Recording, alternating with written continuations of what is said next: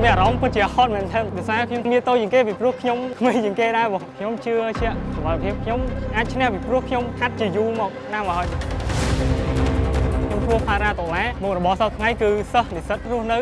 ខ្សែសក់ចិត្តអ៊ីអន2ផ្ទះលេខ3ផ្លូវ4កម្មវិធីនេះគឺថ្មីដល់ឡែកដោយសារខ្ញុំមិនដែលឃើញទេលើកទី1ហើយខ្ញុំភាគច្រើនឃើញប្រទេសគេធ្វើកម្មវិធីបែបនេះដូចនេះហើយខ្ញុំចង់ចូលរួមខ្លាំងមែនទែនពីព្រោះក្តីស្រមៃខ្ញុំចង់ក្លាយជាអ្នកបដៅ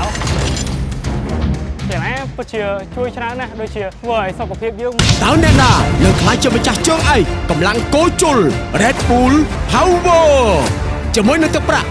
100លានរៀលកម្លាំងគោជុល Red Bull Power មានតែមួយគត់នៅ CTN បើភ្លាមឈ្នះភ្លាមរកខ្លួនគាត់ពីជើងវត្តប្រាក់2025បន្តពីច្រើនរង្វាន់ពីប្រវត្តិកំពង់គួជុល